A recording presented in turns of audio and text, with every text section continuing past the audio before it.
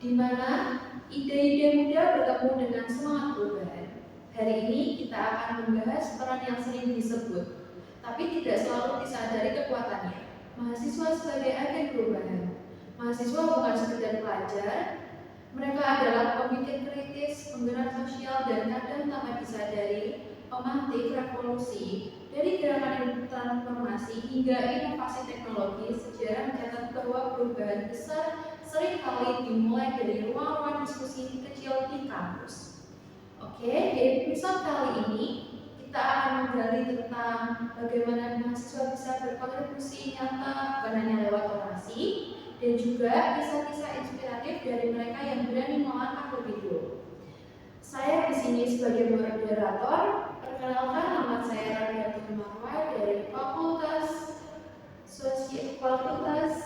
Ilmu Sosial dan Ilmu Politik. Dan ini materi saya yaitu ada saya Sultan. Saya Satria Ismia Batis sebagai narasumber kedua. Saya Muhammad Jamal. Oke, sekian perkenalan dari kita. Mari kita lanjut masuk ke materi pertama, yaitu perkenalan tentang Fakultas Ilmu Sosial dan Ilmu Politik yang ada di Universitas Kediri yang akan dibacakan oleh materi kita, yaitu Kakak Zafar. Terima kasih atas waktunya. Di sini saya akan memperkenalkan tentang FISIP Universitas Kediri. Jadi FISIP Universitas Kediri merupakan salah satu fakultas tertua dan paling dinamis di lingkungan Universitas Kediri yang berdiri sejak 1 Oktober 1980.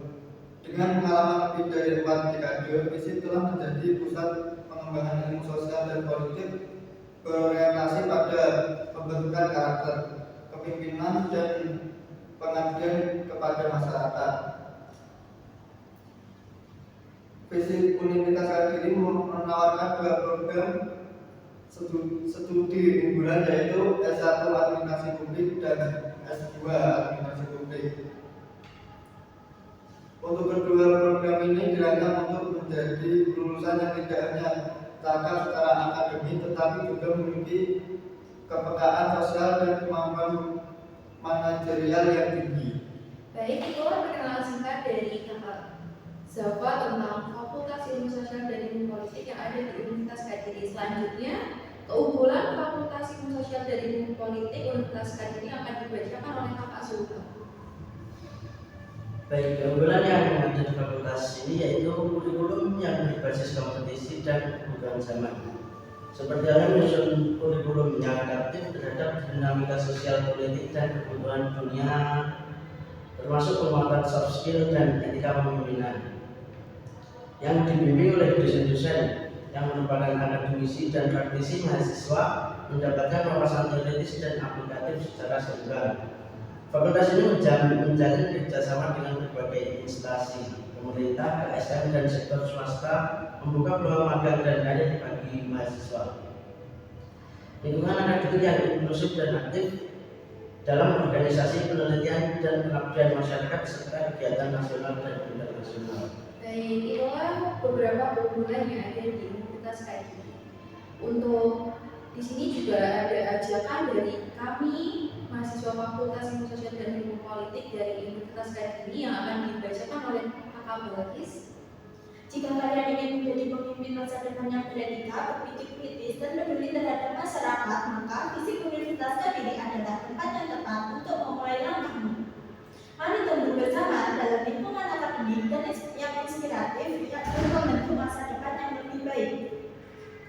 Baik, itulah ajakan dari kami mahasiswa Fakultas Ilmu Sosial dan Ilmu Politik. Mari kita lanjut ke materi berikutnya, yaitu tentang mahasiswa sebagai agen perubahan, pilar dinamis dalam transformasi sosial. Berikut pengertian agen perubahan yang akan dijelaskan oleh Kakak Balkis. Oke, baik. Jadi pengertian agen perubahan itu adalah agen perubahan adalah individu atau kelompok yang memiliki kemampuan dan kemauan untuk mendorong, memengaruhi, dan mengarahkan perubahan dalam masyarakat. Dalam konteks ini, mahasiswa dipandang sebagai kelompok strategis yang memiliki potensi besar untuk menjadi motor penggerak perubahan sosial, politik, ekonomi, dan budaya. Mengapa mahasiswa dianggap sebagai agen perubahan? Yang pertama yaitu posisi strategis sebagai kaum intelektual, di mana mahasiswa berada di lingkungan akademik yang mendorong mereka untuk berpikir kritis, terbuka terhadap ide baru, dan aktif dalam diskusi ilmiah. Mereka memiliki akses terhadap ilmu pengetahuan dan teknologi yang memungkinkan mereka memahami persoalan secara mendalam dan menawarkan solusi inovatif. Yang kedua adalah kesadaran sosial yang tinggi. Sebagai bagian dari generasi muda, mahasiswa seringkali memiliki idealisme dan semangat juang yang tinggi. Mereka peka terhadap ketidakadilan, ketimpangan sosial, dan isu-isu kemanusiaan, sehingga terdorong untuk melakukan aksi nyata seperti advokasi, kampanye sosial, dan pengabdian masyarakat. Yang ketiga adalah kemampuan mengorganisasi dan menggerakkan massa. Mahasiswa memainkan peran penting politik baik di Indonesia maupun di dunia. Contohnya adalah peran mahasiswa dalam reformasi 1998 di Indonesia yang berhasil mendorong perubahan yang besar dalam sistem pemerintahan. Yang keempat adalah penguasaan teknologi dan media digital. Di era digital, mahasiswa tidak hanya menjadi pengguna teknologi, tetapi juga menjadi pencipta konten penggerak opini publik dan pelopor inovasi digital. Mereka mampu memanfaatkan media sosial untuk menyuarakan isu-isu penting dan membangun kesadaran kolektif. Baik, itulah pengertian dari agen perubahan mahasiswa. Selanjutnya, alasan kenapa kami memilih judul ini yang akan dibacakan oleh Kakak Sultan. Baik, alasan kami memilih judul mahasiswa sebagai agen perubahan yaitu karena di tengah tantangan global seperti perubahan iklim, krisis etika, dan ketimpangan sosial, mahasiswa memiliki peran penting sebagai penggerak solusi. Judul ini mengandung semangat pemberdayaan dan mendorong mahasiswa untuk tidak hanya menjadi penonton, tetapi menjadi pelaku atas perubahan tersebut. Judul ini membuka ruang diskusi yang luas dan mendalam, cocok untuk makalah, seminar maupun kampanye sosial. Judul ini juga mengajak mahasiswa untuk menemukan peran mereka dalam masyarakat dan bagaimana mereka bisa berkontribusi secara nyata. Itulah yang dibacakan oleh Kakak Sultan. Kita lanjut ke kesimpulan tentang agen perubahan mahasiswa yang akan dibacakan oleh Kakak Zahra. Baik, kesimpulan mahasiswa bukan hanya menerima ilmu tetapi juga penggerak perubahan dengan bekal intelektual, semangat muda, dan akses terhadap teknologi. Mereka memiliki potensi besar menciptakan perubahan positif dalam masyarakat. Oleh karena itu penting bagi mahasiswa untuk menyadari peran strategis ini dan mengaktualisasikan dalam kehidupan nyata. Baik, itulah kesimpulan dari Kakak Zahra. Selanjutnya kami akan membahas materi LKKM.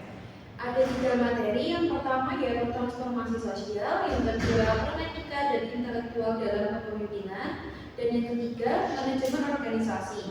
Baik, kita lanjut yang pertama yaitu transformasi sosial. Di sini kita memberikan 2 soal, yaitu yang pertama, jelaskan secara jelas apa yang kamu ketahui tentang transformasi sosial yang akan dibacakan oleh Kakak Sultan. Baik, jadi transformasi sosial yaitu proses norma, nilai atau perilaku dalam institusi masyarakat dari waktu ke waktu. Hal ini bisa bersifat perlahan atau cepat karena dipengaruhi oleh faktor internal seperti inovasi teknologi dan eksternal seperti globalisasi. Dalam konteks mahasiswa, ini sering terlihat dalam adaptasi terhadap perubahan budaya, teknologi, dan sosial yang mempengaruhi kehidupan sehari-hari. Untuk konsep transformasi sosial merujuk pada perubahan sistematis dalam masyarakat yang mengubah cara berpikir dan berinteraksi antar manusia. Baik, berikut jawaban dari Kak Sultan. Soal kedua yaitu berikan contoh materi ini di dalam kehidupan mahasiswa sehari-hari. Untuk contoh sehari-hari penggunaan teknologi seperti penggunaan Zoom. Mahasiswa menggunakan aplikasi seperti Zoom untuk kuliah daring yang mentransformasi cara belajar dari tatap muka ke hybrid.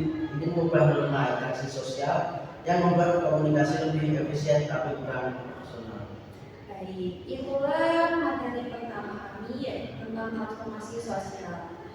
Lanjut ke materi kedua tentang peran etika dan intelektual dalam kepemimpinan. Di sini ada dua soal. Yang pertama yaitu jelaskan apa yang kamu ketahui sejauh ini tentang peran etika dan intelektual dalam kepemimpinan yang akan dibacakan oleh Kakak Bagus. Oke, baik. Jadi peran etika dan intelektual sangat krusial karena kedua aspek ini membentuk dasar dari pengambilan keputusan, kredibilitas dan kemampuan seorang pemimpin untuk menginspirasi serta memajukan organisasinya. Syarat pemimpin cerdas dan komunikasi.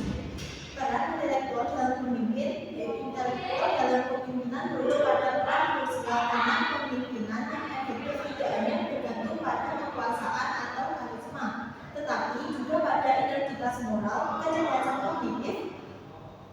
Etika memastikan pemimpin yang bertanggung jawab dan adil, sementara intelektual memungkinkan pengambilan keputusan yang bijak dan inovatif. Peran etika dalam kepemimpinan meliputi yaitu membangun kepercayaan, pengambilan keputusan yang adil, inspirasi dan motivasi, tanggung jawab. Dan ada juga peran intelektual dalam kepemimpinan yaitu pengambilan keputusan yang bijak, inovasi dan adaptasi, pengembangan tim, visi jangka panjang. Baik, itulah penjelasan dari Kakak Bagi. Selanjutnya, apa contoh nyata peran dari intelektual dalam kepemimpinan di dalam kehidupan sehari-hari bagi mahasiswa? Oke, baik. Jadi contoh dalam kehidupan mahasiswa sehari-hari itu yaitu seperti di organisasi, misal PEM ya, atau KM. Seorang mahasiswa yang menjadi ketua organisasi harus menjalankan pemilihan anggota dengan etika tinggi, seperti menghindari suap dan merancang program kerja yang inovatif seperti kampanye, lingkungan berbasis dan analisis dampak. Baik, itulah pengertian dari peran etika dan intelektual dalam kepemimpinan. Selanjutnya materi ketiga yaitu tentang manajemen organisasi. Di sini juga sama, kita akan memberikan dua pertanyaan. Pertama, apa yang kamu ketahui sejauh ini tentang apa itu manajemen organisasi yang akan dibacakan oleh Kakak Zalfa? Baik, jadi manajemen organisasi adalah proses sistematis untuk merencanakan, mengorganisir kepemimpinan dan mengendalikan sumber daya manusia, finansial, materi, dan informasi. Dan sesuatu organisasi untuk mencapai tujuan yang telah ditetapkan. Tujuan utama adalah meningkatkan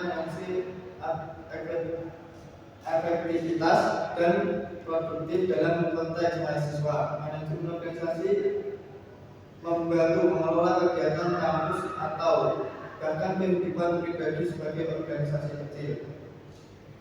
Baik, itulah pengertian dari manajemen organisasi. Selanjutnya, pertanyaan kedua, contoh nyata apa saja yang terjadi di kehidupan mahasiswa sehari-hari yang berkaitan dengan manajemen organisasi? Baik, jadi contoh dari sistem organisasi manajemen dalam organisasi mahasiswa misalnya UKM atau BEM, ketua organisasi merencanakan acara tahun seperti festival kampus, perencanaan mengatur divisi seperti logistik dalam promosi, pengorganisasian, memimpin rapat untuk membangun semangat tim, kepemimpinan dan mengevaluasi keberhasilan acara melalui feedback peserta pengendalian. Contoh sehari-hari saat mengelola anggaran untuk acara yang memastikan transparansi dan efektif dan beradaptasi dengan perubahan cuaca dengan rencana cadangan seperti memindahkan acara indoor. Baik, itulah pengertian dari manajemen organisasi. Dan itulah akhir dari episode kita hari ini. Tidak terasa kita sudah sampai di kesimpulan tentang podcast hari ini. Baik, kesimpulan tentang podcast hari ini yaitu kita telah mendengarkan bahwa mahasiswa bukan hanya penerima ilmu, tetapi juga pencipta perubahan. Perubahan tidak selalu datang dari panggung besar. Kadang ia lahir dari ruang kelas, diskusi kecil, atau bukan dari satu postingan yang menyuarakan keadilan. Jadi, jika kamu adalah mahasiswa yang sedang mendengarkan ini, ingatlah, kamu tidak hanya sedang belajar untuk masa depan, kamu adalah masa depan. Teruslah berpikir, bergerak, dan berani berbeda. Baik, itulah kesimpulan dari saya. Bergabunglah dengan FISIP. Di sini, kami tidak hanya mempelajari masyarakat melalui kacamata sosiologi, tetapi juga menambahkan nilai-nilai keadilan, tanggung jawab, dan integritas melalui filsafat. Fakultas Ilmu Sosial dan Ilmu Politik membentuk generasi yang berpikir kritis dan dapat menghadapi tantangan publik. Sekian dari podcast kami hari ini. Kami ucapkan mohon maaf apabila ada salah kata. Wassalamualaikum warahmatullahi wabarakatuh.